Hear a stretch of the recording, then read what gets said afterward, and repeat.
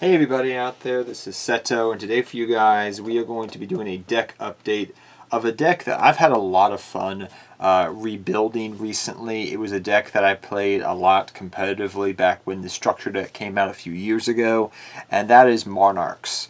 Now, for you guys that may not know a little bit about the history of me and Monarchs, actually, I used to play things like Mobius back in, I want to say, like around GOAT format, maybe a couple years after that, and those type of tribute decks, fun decks back then, I would say. And later on I played Perfect Circle Monarchs, I played Frognarchs, as we call them, Frognarchs, and so I've played a lot of different iterations of Monarchs, and when we got the Monarch structure deck years ago, I was like, oh my gosh, I love the new support, it's so awesome and so cool. And then after it was competitive for a while and I played it at locals and regionals and YCS, I think, won maybe. But after that happened and they hit the deck, I was like, oh, now it's kind of dead.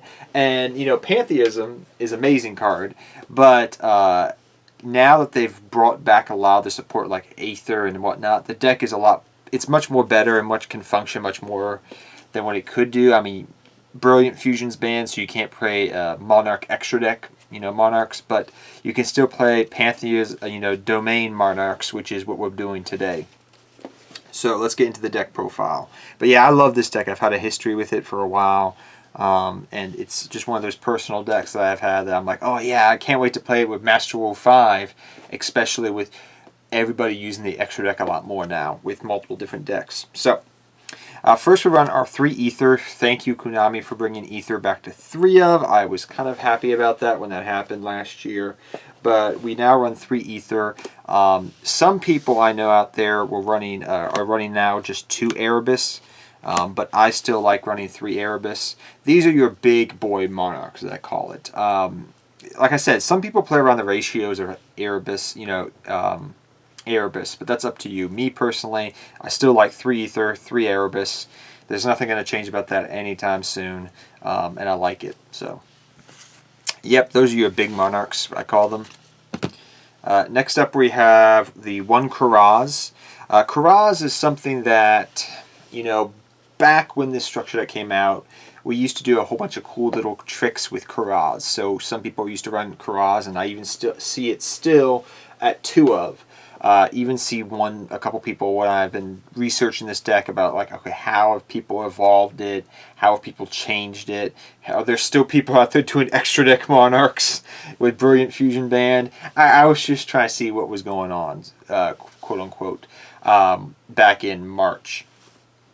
So, after looking that over, I found that Coras actually, and even from playtesting online doing the Crush card, I found that Coras overall is pretty good as a 1 of in the deck now. You could run as a 2 of, but I don't like it. Instead, I would like to run these other stun cards. So that's the Vanity's brothers, we will call them. I know this is Fiend and this is Fiend, but they're pretty much Vanity's brothers. They're pretty much the Fiend brothers, whatever you want to call them. There's different ones of them, and these have always kind of, to me, been like honorary Monarch cards because they work just the same as Monarchs. They just don't have Monarchs in their name, quote unquote. But you have, Vanity's Fiend, which is stop special summoning, which just about every deck in 2020 is going to special summon. Am I right? Like, who doesn't special summon? Unless you're playing Monarchs. Yeah. And Vanity, Majesty's Fiend's really nice too. Now, I was debating back and forth, should I run double Majesty's Fiend and double Vanity's Fiend, or how should I go about this? So, when I was playing the deck online and I was testing it out, I found that I liked 2 Vanity's Fiend more because that was more generic. That was going to stop a lot of decks. Majesty's Fiend was great too, but they could still summon a big monster and run over it. Does that make sense? So in certain matchups, Majesty's Fiend would just lock my opponent out. Completely lock them out.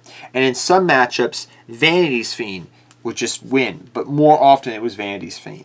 However, I will say, and I would suggest this if you're taking this deck to a locals, regionals, what have you, I would definitely put in your side deck an additional Majesty's Fiend just for certain matchups out there. So that's just where we run of that. I just wanted to talk about that for a quick second. Next on, let's get on to our tribute fodder. So we run 3 Edo, the Heavenly Squire, and 3 Underworld Squire. So back in the day, we used to run this as like a 2 of and 2 of. Nowadays, we run it as a 3 of. They're just so good. The reason people back in the day used to run this as a 2 of is because they would sometimes brick. But I found through playtesting, this deck's going to brick either way you look at it because it's Monarchs. You could build a brick house. Like before there was Blue Eyes that bricked, there was Monarchs that you could build a brick wall and then brick house and whatever else you want to. You could build the brick outhouse too if you wanted to, maybe, if the hand was that bad. Gosh forbid. But, you know, I still like these as a 3 of. And in addition to these, I actually also run 1 Thunder Vassal as well. It's just a nice tech in there. These are pretty much going to be used to help for tribute fodder to get your Monarchs out. So that's what they're there for, and they work out pretty well in that aspect. Next up, we run 3 Monarch Stormforth. This is pretty straightforward. Thank you, Konami, for bringing this card back to 3 of a while ago. This helped out things like Battery Man. This helped out this deck. I'm just so happy to have this card back at 3 of. Because it just helps out a multitude of decks out there, not just Monarchs. Even though this is how we used to get around Big Dank Daddy Destroyer, remember? Cosmo Destroyer? Yeah. Stormforth it! Stormforth it! Those take me back. But yeah, 3 Monarch Stormforth, guys. You run as a 3 of. It's, like, amazing. Next we run 3 Pantheism. You got to run 3 Pantheism. Like it helps you lock out opponent's extra decks, and then you put a Vandy's Fiend on the field, and you just go, "Hey, you want to play Yu-Gi-Oh?" And he's gonna go, "I hate you." So 3 Domain, because we're playing Domain Monarchs. 3 Tenacity. This is one of your searchers for your deck. Definitely run this as a 3 of. This is a staple 3 of in any Monarch build. So 3 Tenacity. This is like the last one that needs a rarity bump, I think, really, in the deck as a 3 of. Like, they've hollowed out everything but Tenacity, but it did come out as a rare earlier, so I've had my rares for years. Next, we run 3 Return of the Monarchs. Now I'm going to say this. You could run this as a 2 of or 1 of. I've seen people run different ratios of this, and I even can understand why. So as a 3 of, it breaks. I will admit that. As a 2 of, it's okay. As a 1 of, you don't see it enough. But the thing is, even when you run it as a 2 of, you're like, oh, I want to get to this card as soon as possible. So that's why I'm running it as a 3 of. Now, if I was to cut it down to a 2 of, what would I run in its place? I may run a Terraforming or something, or something like maybe a Terraforming or something of that nature, so I could maybe have another way to search out Domain. Possibly, but I like this as a 3 of in the deck, and I'm not going back from 3 of. You could run it as a 2 or 3. 2 or 3, definitely I'll run it as more than a 1 of, I would find, because when I was running it at 1 of, I never saw it. It was kind of like, oh, I really want this card. 2 of, you don't see it all the time. And then sometimes you would draw it after you had set your board up, and you're like, oh, it's dead. And then 3 of, yeah, it clunks, but when you get it, you go off, and it's just beautiful. So you can play around with the ratio. 2, 3 of, I would say, is where you should go.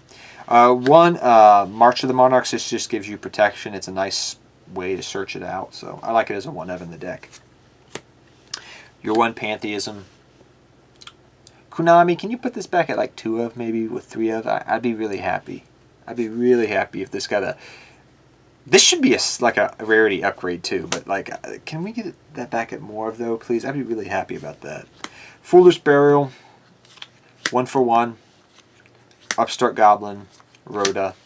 If you guys don't know what you're searching out with Rhoda, you're going to be searching out one of your squires. You're going to be searching out Heavenly Squire, because this is going to be really essential. So technically you're running 4 Heavenly Squires. Upstart Goblin, hey, pay the Goblin to get out of brick hands. It helps. It really, really helps. 1 for 1. Another way to get out Heavenly Squire.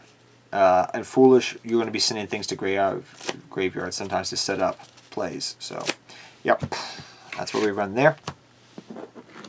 Next we run to the Prime Monarch. Some people run this as a 3 of. Back in the day, I used to run this as a 3 of. Now I'm kind of like more of a, I like it as a 2 of. But that's up to you to decide how you want to proceed forward. Me personally, I like it as a 2 of at the end of the day. Then we run some just other traps. Now these are things you can try out. I've been trying them out and I really like it. And that is 2 the Monarchs Eruption and 1 Escalation. So what do they do? So Monarchs Interruption is just another version of skill drain for this deck. If you've played True Dracos, you know what this card does. Back when this deck was really popular, you saw people tech it in their decks, but it never was run. It saw more play in True Dracos years later, but me personally, as I was revising this deck, I was like, oh, I can put a Vanities out, and I could have you maybe negate all your effects? Oh, that's dirty. And then Escalation is really cool because what Escalation can do is you contribute your monsters on your opponent's turn. So if they may be trying to create a board and you're like, no sir, no board for you, I'm going to stop you right at your most vulnerable points, and just, it's really cool. I like this card. It's really nice. It can be really disruptive is what I'm trying to say. It can be a disruptive card to bring out disruptive tribute monsters on your opponent's turn. It's really nice. I like it. So these are something you can play around with. If you're not going to run them, you could run some other cards out there. Maybe you want to run, I don't know, Impermanence or Ash Blossom or other hand traps. It's up to you. Me personally, though, I really like these in the deck. They've really been helpful. So 2 Eruptions and 1 Storm Escalation. And that's the deck, guys. You're like, where's the extra deck? There is no extra deck. That is why we called it Domain Monarchs, because we don't need an extra deck. We're Domain Monarchs. So I hope you guys all enjoyed this video. If you did, please leave a thumbs up. Go Monarchs. I love this deck. I love Monarchs in general, like I was saying earlier. So if you just love Monarchs, give it a thumbs up. Remember, guys, to check out the channel for more awesome videos, and I'll see you guys next time. Hope you guys all enjoyed the video. Until next time, guys, take care, have fun dueling, good luck dueling to all of you, and I'll see all of you guys next time. Go Monarchs!